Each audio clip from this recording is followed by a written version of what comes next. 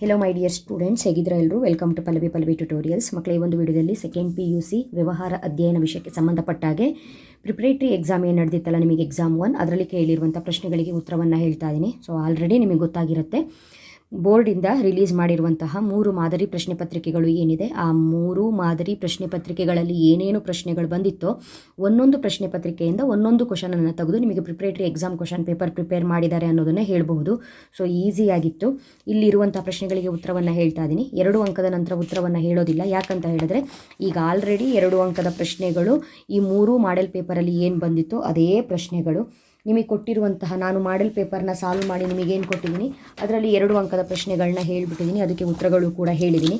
ಹಾಗಾಗಿ ಮತ್ತೆ ಪುನಃ ಹೇಳೋದಿಲ್ಲ, ಸುಮ್ಮನೆ ಟೈಮ್ ವೇಸ್ಟ್ ಆಗುತ್ತೆ. 2 ಅಂಕದ ಪ್ರಶ್ನೆಗಳಿಗೆ ನಿಮಗೆ ಉತ್ತರಗಳು ಸಿಗುತ್ತೆ. ಓಕೆನಾ? ಎಲ್ಲ ಪ್ರಶ್ನೆಗಳಿಗೂ ಕೂಡ ಉತ್ತರ ಸಿಗುತ್ತೆ.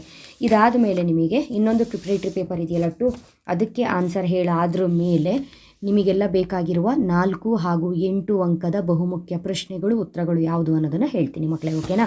ಸೊ ಹಾಗಾದರೆ ಮೊದಲಿಗೆ ಕೇಳಿರುವಂತಹ ಬಹು ಆಯ್ಕೆ ಪ್ರಶ್ನೆಗಳಿಗೆ ಉತ್ತರ, ಈ ಕೆಳಗಿನ ಯಾವುದು ನಿರ್ವಹಣೆಯ ಸಂಘಟನಾತ್ಮಕ ಉದ್ದೇಶವಾಗಿದೆ ಅಂತ ಕೇಳಿದರೆ ಲಾಭ ಗೊತ್ತಿದೆ ನಿಮಗೆ.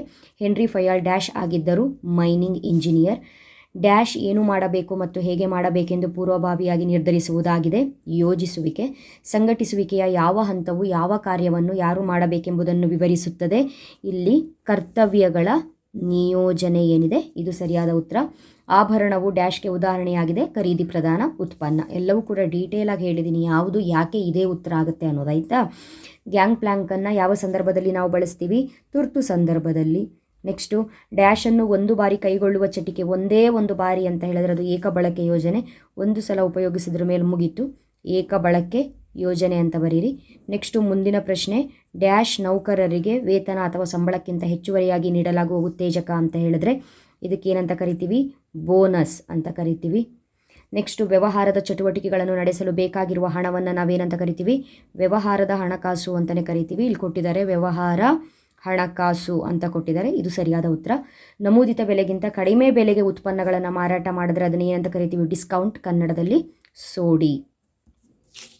ನೆಕ್ಸ್ಟು ಹೊಂದಿಸಿ ಬರೆಯಿರಿ ಪ್ರಶ್ನೆಗಳನ್ನ ಏನು ಕೇಳಿದ್ದಾರೆ ನೋಡಿ. ಕುಟುಂಬ ಸಂಯೋಜನೆ, ಇದು ಅಷ್ಟೇ ಎಲ್ಲ ಮಾಡೆಲ್ ಪೇಪರಲ್ಲಿ ಇರೋದನ್ನೇ ಒಂದೊಂದು ತೆಗೆದು ಹಾಕಿದ್ದಾರೆ.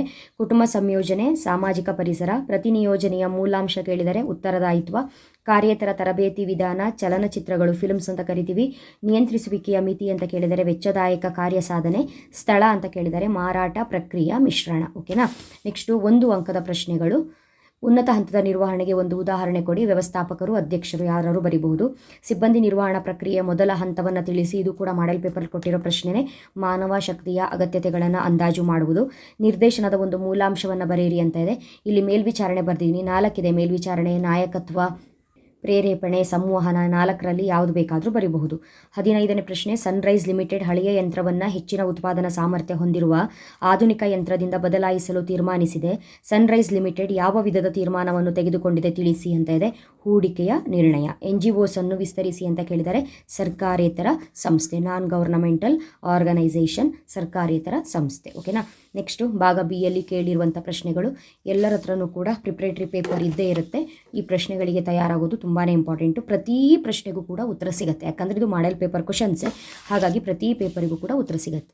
ಭಾಗ C ಯಲ್ಲಿ ಕೇಳಿರುವಂಥ ಪ್ರಶ್ನೆಗಳು ಕೂಡ ತುಂಬಾ ಈಸಿಯಾಗಿದೆ. ಯಾರಿಗಾದರೂ ಇದಕ್ಕೆ ಆನ್ಸರ್ ಗೊತ್ತಿಲ್ಲ ಅಂತ ಹೇಳಿದ್ರೆ 4 ಹಾಗೂ 8 ಅಂಕದ ಪ್ರಶ್ನೆಗಳಿಗೆ ಉತ್ತರವನ್ನು ಮುಂದಿನ ವೀಡಿಯೋದಲ್ಲಿ ಅಪ್ಲೋಡ್ ಮಾಡ್ತೀನಿ. ಸೊ ತುಂಬ ಜನ ಮಕ್ಕಳಿಗೆ ಈಗ ಆಲ್ರೆಡಿ ಅಪ್ಲೋಡ್ ಮಾಡ್ತಾ ಇರುವಂತಹ ವೀಡಿಯೋಸ್ಗಳ ಬಗ್ಗೆ ನೋಟಿಫಿಕೇಷನ್ ಬರ್ತಾ ಇಲ್ಲ ಅಂತ ಹೇಳಿದ್ರೆ ಚಾನಲ್ಗೆ ಸಬ್ಸ್ಕ್ರೈಬ್ ಮಾಡಿಕೊಂಡು ಆಲ್ ಬಟನ್ನ ಮರಿದೇ ಕ್ಲಿಕ್ ಮಾಡ್ಕೊಳ್ಳಿ. ಇಲ್ಲ ಅಂತ ಹೇಳಿದ್ರೆ ದಿನದಲ್ಲಿ 4 ರಿಂದ 5 ವೀಡಿಯೋಸ್ಗಳು ಕಂಟಿನ್ಯೂಸ್ ಆಗಿ ಬಂದಾಗ ನಿಮಗೆ ನೋಟಿಫಿಕೇಷನ್ ಸಿಗಲ್ಲ. ಅಂಥ ಟೈಮಲ್ಲಿ ನೀವು ಚಾನಲ್ನ ಕೂಡ ಚೆಕ್ ಮಾಡ್ಬೋದು, ನಾವು ವೀಡಿಯೋಸ್ಗಳನ್ನ ಅಪ್ಲೋಡ್ ಮಾಡಿದ್ದೀನೋ ಇಲ್ವೋ ಅಂತ. ಓಕೆನಾ ಮಕ್ಕಳೇ?